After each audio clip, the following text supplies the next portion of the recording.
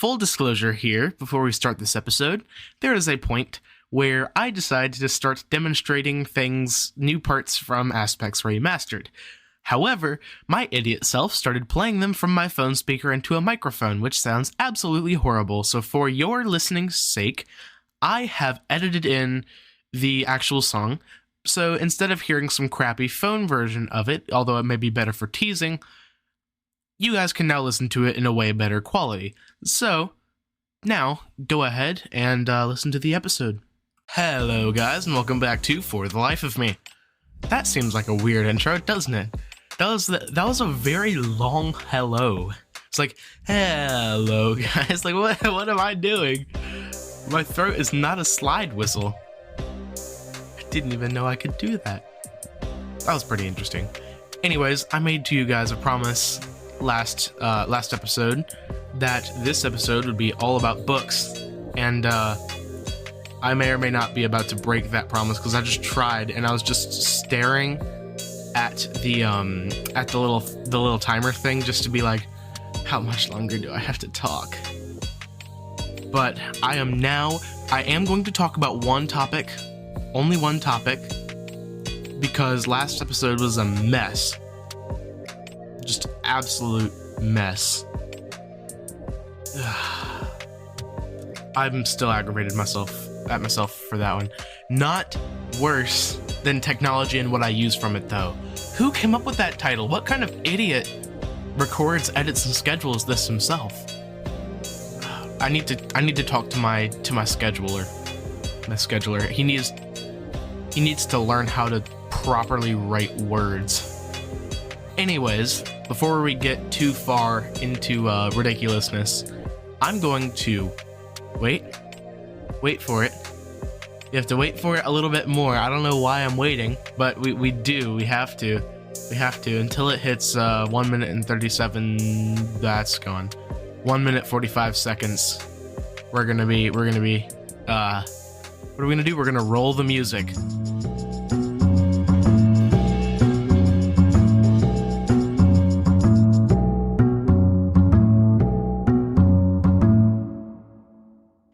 Why did I wait? This is why I shouldn't be a podcaster. I do useless things like that. Why do I wait? It's ridiculous.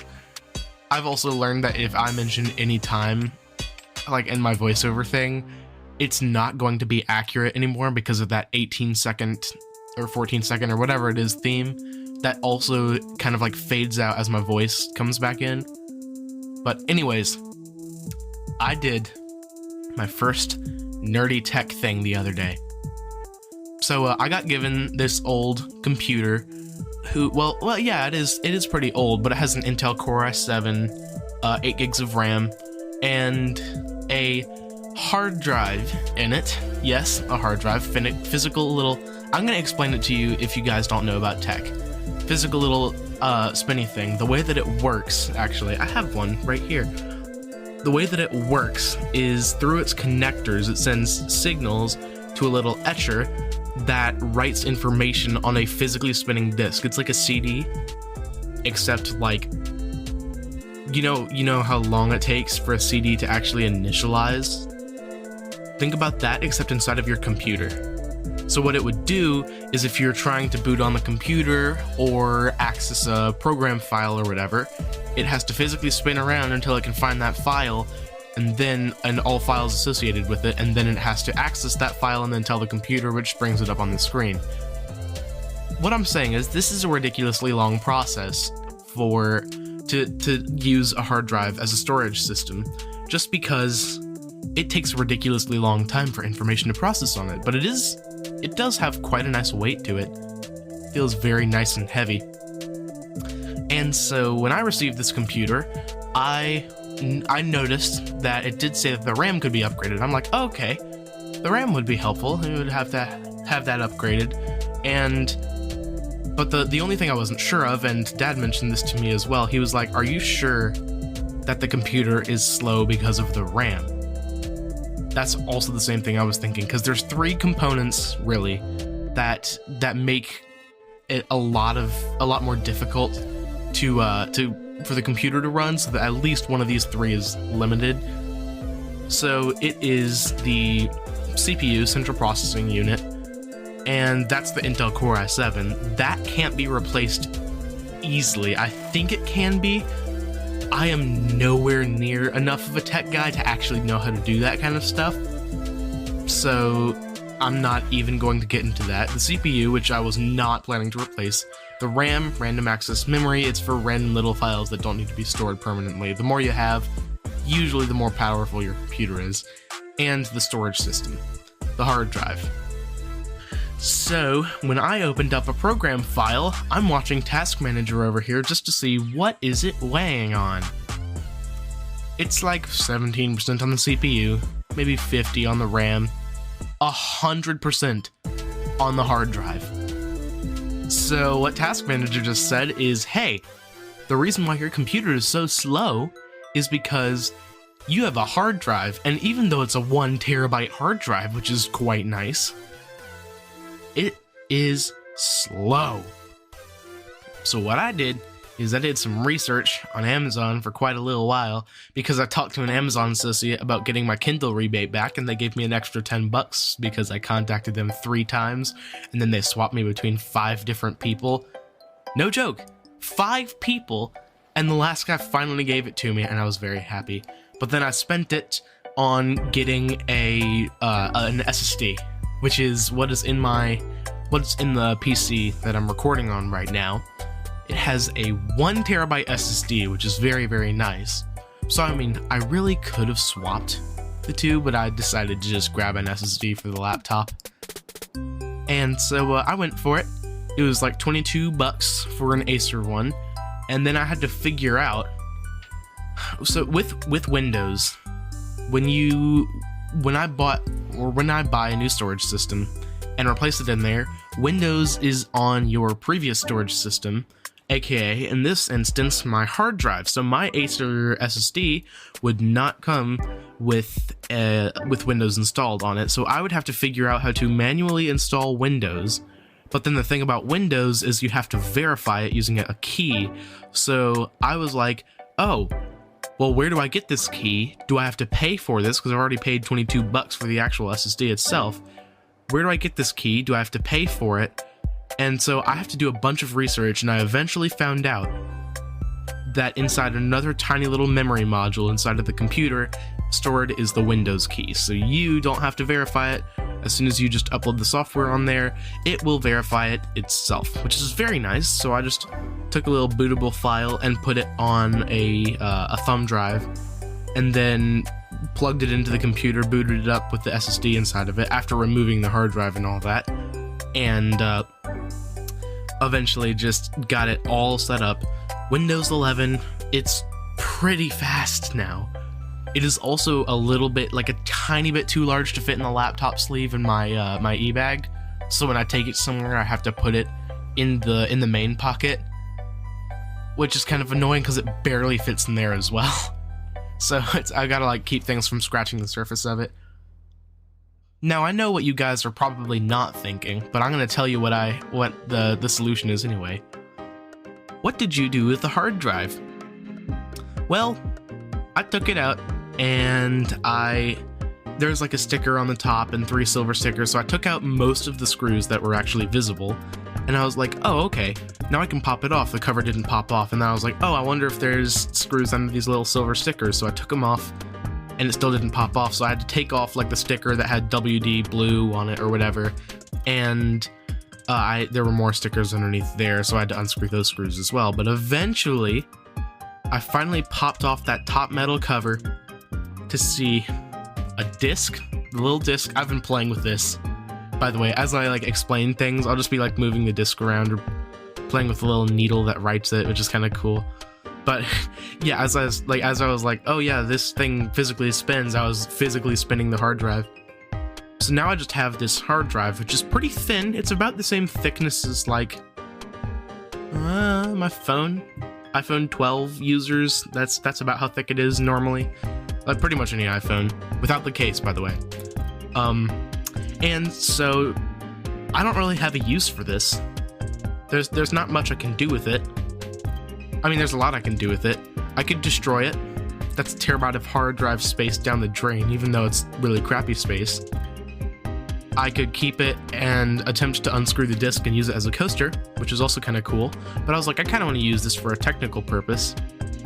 So I did some research and I found it's a SATA enclosure, which SATA is the name for the connector pins that it uses to connect to a computer. And it's clear, which is the coolest part, because I can just leave this top. You can actually hear the metallic cover now. Listen to this. I can leave that metallic cover off. I put the drive in there in the SATA enclosure, and my thought is I use it just like an external SSD, except it's not an SSD, it's a hard drive. But with the clear, I can see through it, and I can see the little disc spinning inside, and it would be really, really cool. I mean, it would be terrible for read-write speeds. This is not the fastest hard drive. I would also have to, honestly, I just want to get something that'll make it spin again. It looks so cool. What does this do if I push the needle down?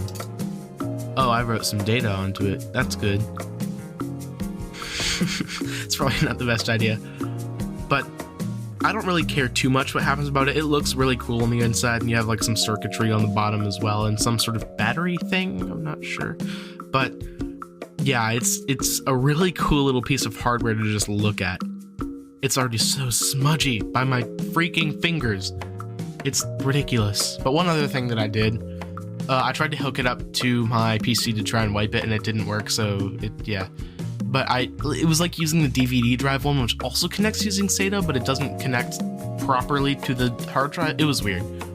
But I also just popped off the cover of my computer, my PC that records this, just so I can see all the little components in there whirring around. But now that means it's kind of loud, so I have to grab the cover from underneath my desk and cover it up when I record, just to make 100% sure that it'll be all fine. It won't be like a airplane is taking off to your left. Well, to my left. You're right. I don't know how this works. Huh. Okay. That is enough nerd talk for me. Anyways, the computer now runs fine. The laptop runs really well. Applications launch instantly. It looks like it's a little bit more reliant. It's about the same reliant on the RAM and the central processing unit. But in my opinion, it's fast enough for me, so unless I have to do really strenuous tasks like editing on there, I don't think I really have to. But it's just a good laptop for like flights, maybe. If we fly somewhere, like if we go to Destin, Florida next spring break, I think, and I could probably take it along and do some work on the computer and music. I don't even know where I'll be in terms of music. I know I'll be in school, but it'll be quite an interesting thing. Hold on, what day is today? Today is the 30th. And in 2 days, it'll be August, and then August 23rd, I can start driver's ed. I'll be 14 and a half. I can start doing the online portion, which will be fun, because I got 2 devices that can do it now. It's also a touch screen. And it has a bunch of ports. It has like 3 USB ports, which is nothing compared to my PC. My PC has 10, but I think 5 of those are taken up from the back. And usually there's a couple of things in the front, like the that was the launchable USB drive that I talked to you guys about last episode. My little goofy desk organizer over here. I need to find a way to communicate with you guys, like an Instagram channel on, I was about to say an Instagram channel on Instagram. Yeah, duh, Adam. I don't understand how I've made myself into a podcaster. I don't understand. I don't speak well. I don't at all. And it's I have managed how many episodes now? Over 20? I don't know. For the Life of Me has been flying, in my opinion. It's been doing quite well. Like, episodes used to be spotty, Kind of. It would be like, no new episode today. Listen to this. Hold on, let's scroll down. Well, I have 1 week, 2 weeks, 3 weeks, 4 weeks in a row, 5 weeks in a row. I think one is blacked out, but that might be 6 weeks in a row. And then at some point I skip and do episode 7 on February 9th. Then I have another episode February 23rd. Then I have another episode March 1st. That's the week apart. March 8th, April 5th. Episodes were just very, very spotty until this past little bit, like especially after Alaskan Adventures. Like through July, it's been great. So I have July 12th, July 19th, July, and then 4 days ago. And then of course this episode. So I've already got a 4-week streak. I just got to beat my top streak. I've also been waiting for 2 packages. One from Yeti and one from my from USPS from eBay. I bought myself a new Apple Watch band because the silicone one that comes with it is starting to feel a little like sticky-ish. And so I was like, okay, I'm gonna go for a fabric band. And I love, I can't say it more than like 4 times because I don't love one aspect of it, and that's its price. I love Apple's fine woven band. We went to an Apple store in Canada, and I tried it on my Apple Watch. It looked fantastic and it felt fantastic. I was like, I really, really want this. They're $100 new. I got my Apple Watch for $140. What? So I went on eBay and I found myself an older Apple Sport band that they don't really make anymore. It secures itself via Velcro. I'm really, really excited about it because it looks cool and it's gonna be fun, and it's future-proofed too because it's meant for 38 millimeters, 40 millimeters, and 41 millimeters. So at some point when Dad buys a new watch and I buy his old one, I will still have the right band for it. It's perfect. One other thing about Apple. In September, I believe, Dad and Caleb are going off on their own trip, and Mom and I are staying back here, but we're doing a day trip to Greenville, and in Greenville there's a mall called the Haywood Mall, and in the Haywood Mall there's an Apple store, and in the Apple store there's Apple Vision Pros. You guys should have seen my face just then. I'm so excited to go because I want to try the Apple Vision Pro. I really do. I really just want to put one on, and I want to look through it, and I want to marvel at everything, and yeah, I'm so excited. Anyways, well, this has been a techie episode again, but I can title it one thing because it's mainly about one thing, which is my computer, and then the after ramblings, which are now. So I'll be titling it something along the lines of I'm an official tech nerd now or something like that. No, I won't title it that. Well, I'm gonna stop around 20 minutes, but I have 2 minutes or so to yap about music. So Aspects Remastered, you guys all know it's coming. I've been working on it a little bit. It's felt not quite as engaging as Planets Remastered because the songs are already good. I just need to make them great. So like Serenity is already one of my favorites, although I'm going to go back to it probably later this afternoon and change up some parts from it. There are some new tracks. There are definitely some new tracks. Harmony is much improved, especially that stupid hi-hat with also some special wave sounds. And I also have, Serenity's got some new tracks. I haven't worked on ripples yet. I don't know why.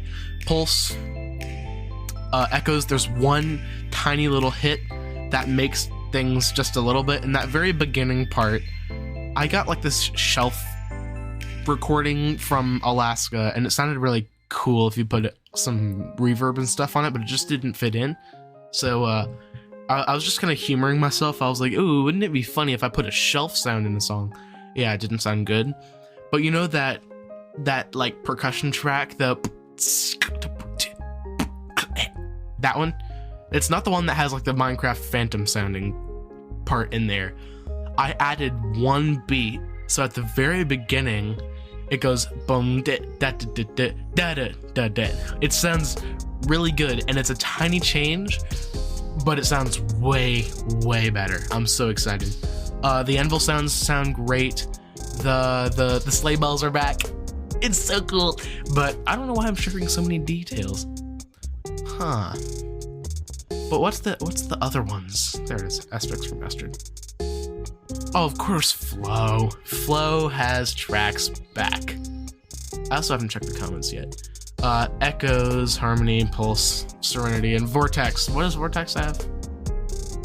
Oh, it has the very cool sounding tracks. Wait, you guys haven't heard it yet. Oops. Okay, hold on. Let me go over to the comments and see if you guys have left anything.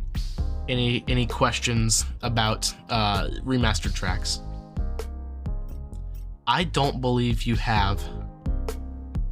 Nice theme song. That's the only thing I see from Alaskan Adventures. So my question to you guys is, should I make a third album but include the One Tick Pulse theme as well as the Alaskan Adventures theme and some other songs? I can think of two other songs I could add. One that I'm working on called Center Son currently, because I typoed center song.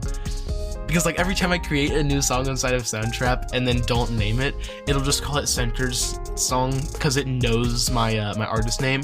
So it'll just be Center's Song. It sounds really poetic. Oh, what's the other one?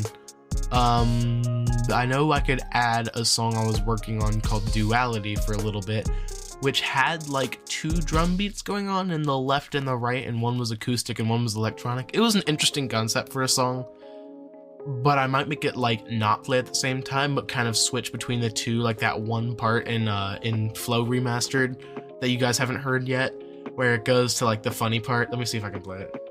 Hold on, I gotta find it now.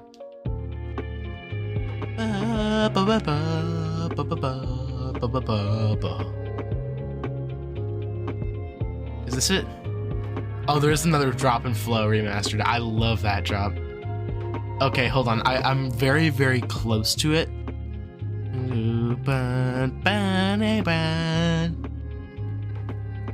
I'll go ahead and pause it and play it a little bit louder. Well, I just took a screenshot on accident. Okay, hold on. This part.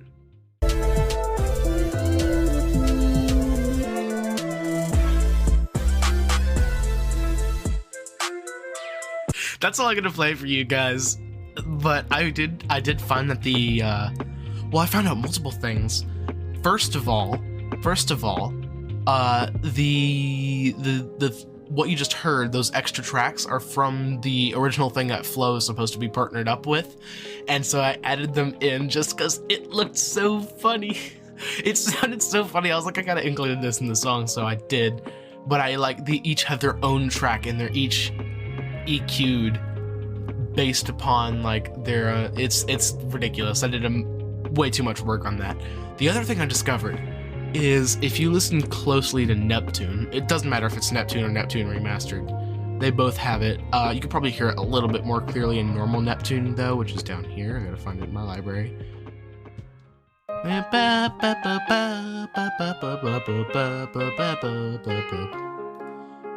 Especially if you listen with headphones in,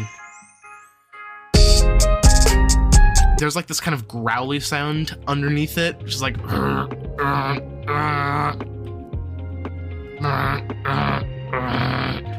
it's 808. I didn't know what the 808 was. I went back to Neptune, and when I was doing Neptune Remastered, I discovered that 808 was the 808 that's in Flow. Like the one that goes with the ba ba ba ba, the ba ba ba. It's a weird note there. Ba ba ba ba ba. It's I discovered that and I was like, no way. No way. Those songs are already really kind of close to each other. Like, they're... Neptune's my favorite from Planets. That's the sound of indecisiveness. Flow is definitely my favorite from Aspects. But, yeah. No. There's no competition on that one. Echoes, maybe. Ugh. We'll figure that out next episode, guys. Next episode, where hopefully Planets Remastered will be distributed. I can do a little review on my watch band and my SATA enclosure and all that, whatever I want to do. But anyways, thank you guys for listening to another nerdy episode with of Nerd with Adam. And thank you guys for listening to another episode of For the Life of Me, aka Nerd with Adam. And I can't even remember the end phrase. Okay, this is, again, reason 3 why I shouldn't be a podcaster. I can't even remember my own end phrase. Thank you for listening, and I'll catch you in the next one. Sorry, that sounded forceful. I have to do that again. Thank you for listening, and I'll catch you in the next one. Much better.